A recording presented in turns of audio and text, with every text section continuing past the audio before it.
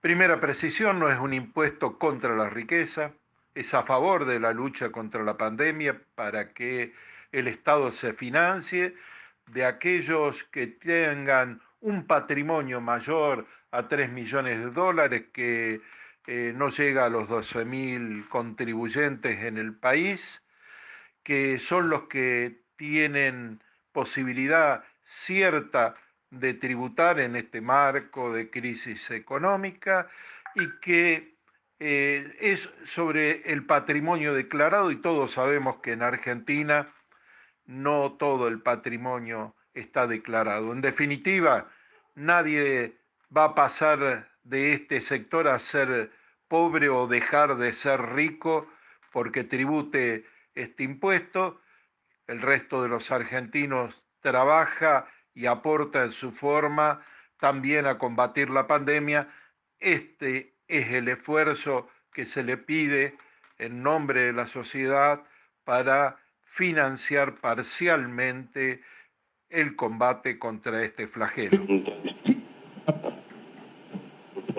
En el mundo se está discutiendo un impuesto a las grandes riquezas en la mayoría de los países desarrollados y en América Latina, promovido por tanto las fuerzas oficialistas como opositoras, y en algunos casos por oficialismo y oposición. Es así que se están tratando y han ingresado proyectos en España, en Alemania, Inglaterra, Francia, y en América Latina también en propuestas del Partido de los Trabajadores en Brasil y de diputados chilenos también. Es decir, que esta es una necesidad mundial de donde sacar financiamiento. La pandemia y la crisis económica no es solo de Argentina, y la legitimidad de recursos proviene de buscarlo de aquellos que son o tienen poder de contribución. El problema es quién lo tributa. En nuestro país tenemos un sistema tributario totalmente regresivo. No es causal de que no vengan inversiones. En nuestro país los inversores pagan las tasas de ganancias de las más bajas del mundo. Y cuando el gobierno anterior disminuyó los impuestos, como los impuestos progresivos, como el patrimonio, no vino una sola inversión. La inversión se da cuando hay un desarrollo eficaz del mercado interno y hay consumo popular.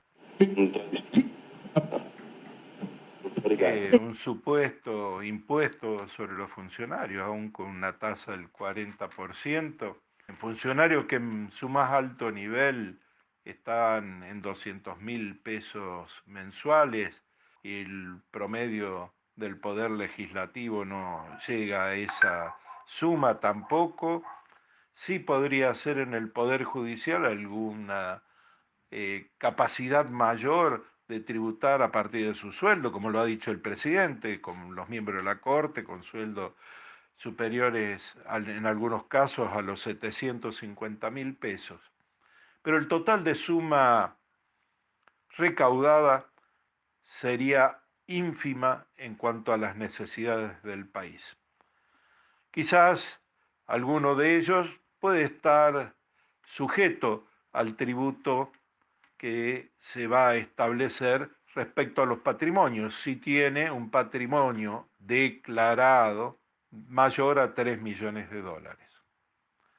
Pero en realidad esta afirmación es lo de los sectores que consideran a la política un gasto. Son los mismos que consideran la salud y la educación un gasto, y en realidad trata de desprestigiar la política en el fondo, porque no tiene razonabilidad económica, solo la de predisponer a la inmensa mayoría de nuestra población en contra de los políticos, en contra de los que ejercen el poder democráticamente, y dejar al pueblo argentino sin representación parlamentaria o sin posibilidad de discutir ideas democráticamente y a un poder ejecutivo totalmente de manos atadas,